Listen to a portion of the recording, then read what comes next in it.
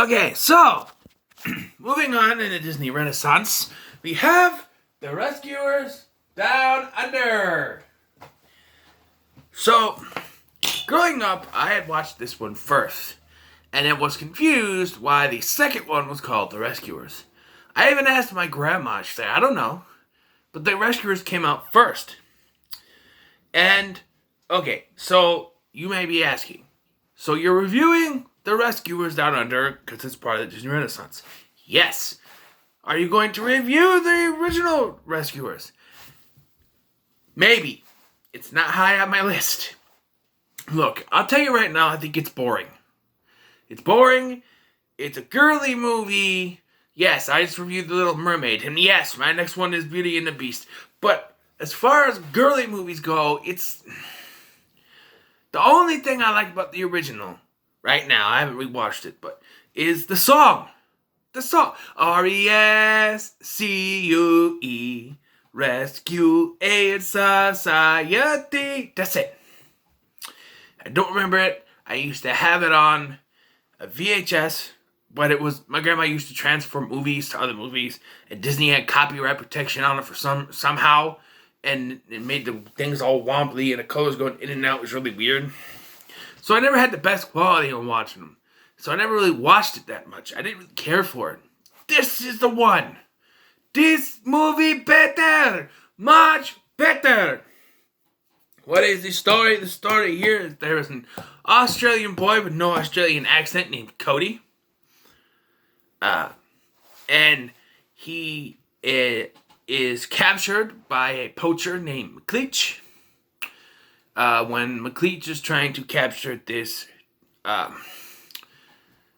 golden eagle named Marahute. And, so the rescuers, Bernard and Miss Bianca are called upon to once again save a child's life, like in the original. Only this movie better. We get introduced to some Australian characters, most notably Jake, who's an Australian mouse, and yeah. So one of the complaints I hear about this is that, oh, Cody's an Australian kid, but he doesn't have an accent. And I keep saying, he does. He doesn't. Watching it this time, he doesn't. The only time that he dips into an accent is when he said, I have some sandwiches in the pack. That's it. I have some sandwiches in my pack. That's it. And then the rest is just regular voice. I'm like, what? And McLeach isn't Australian either, but he's a poacher. He could be wherever. But if they had made Cody's mom have an American accent, it would make sense. But she is Australian. And he is not. So it's confusing. It is. So, I know there's going to be defenders of the first one. Big LT is a big defender of the first one. He likes the first one over this one. I don't know why. He must be insane. But,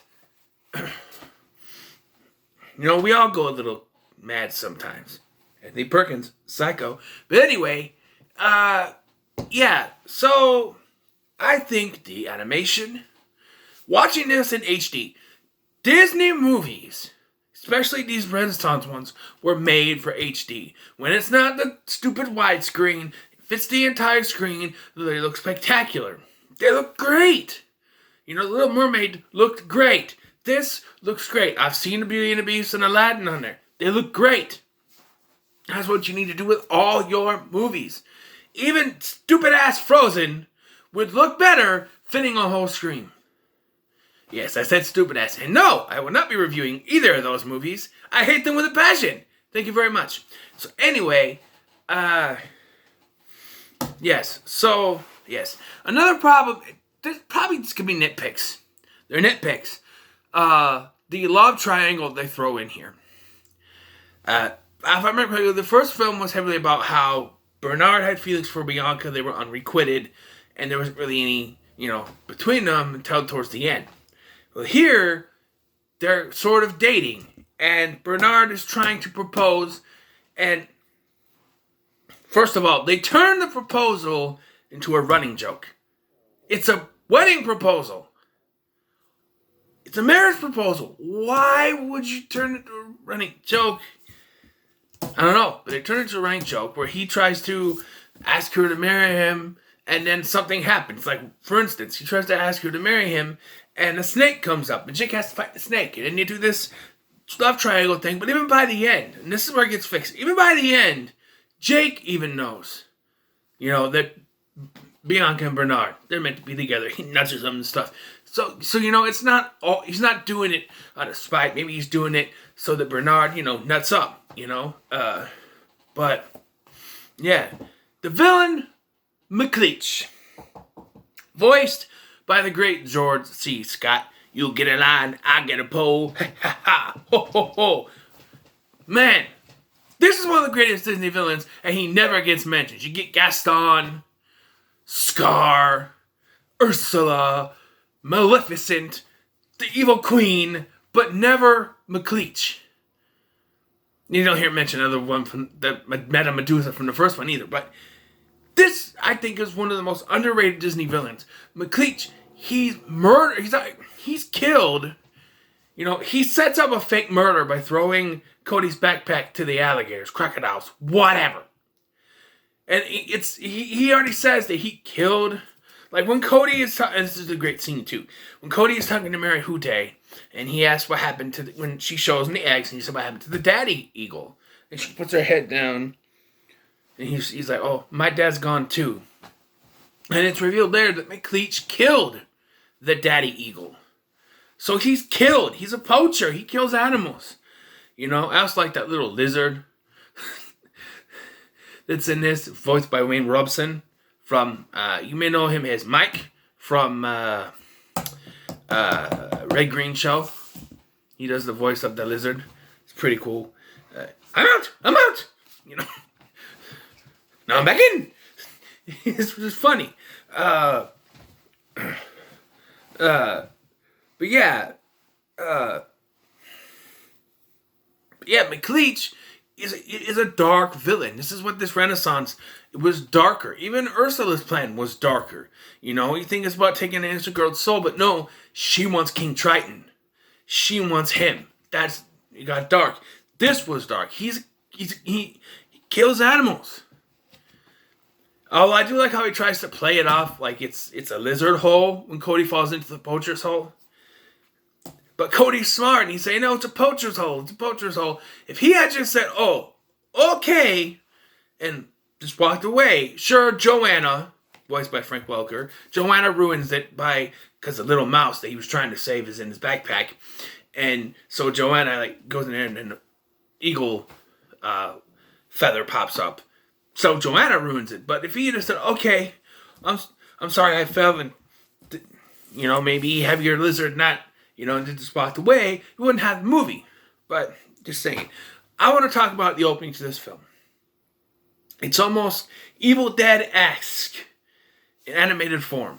Where you got the and it's just like going, and it's going through the grain and stuff all the way to get to Cody's house. That's awesome. John Candy as Wilbur. For the longest time, I thought Buddy Hackett was the voice of Orville in the first one. It's not. It's some other guy. But John Candy, I think, was a great addition to this movie. As Wilbur, great character. Even by the end, he's still hanging off a cliff. Or he's sitting on the eggs, I think, at the end, is what it is. He's staying behind to sit on the eggs. And he's still sitting on the eggs at the end. It's funny as hell. This is one of the underrated Disney movies that nobody ever talks about. Even when going through the Renaissance, they skip this. They're like, oh, Little Mermaid, Beauty and the Beast, Aladdin, The Lion King, Pocahontas, all that stuff. This one gets kind of left out of there. And like, no. There's a movie that came out between The Little Mermaid and The Beauty and the Beast. It's called Rescuers Down Under. It's one of the best Disney movies. It's one of the most unrated Disney movies. You know what? Screw it. I'm giving it a 10. I'm giving The Rescuers Down Under a 10. Yes, it's unrated as hell. Deserves a 10. It's perfect for me. You know, some people say, "Oh, the first one is better." Well, I don't care about the first one, and somehow I am Russian. I do not know. Da. Anyway, no offense to Russians, by the way. But just yeah. Ow, hate the table. Just Kids a 10, man. Will I eventually do the first one? Maybe. I need to see where I am in the month when it comes around, what I'm trying to do, because I got some specific. I got these. This is my list. It's all the Disney. It's kind of reversed, but it's the Disney Renaissance movies. Once that's done, there's no specific pattern past these. So just keep that in mind. But yes, it gets a 10. So what are your thoughts on the Rescuers Down Under? Let me know in the comments below. Make sure to like, share, and subscribe. Thank you for watching. I've been Scotty. See you in the next one.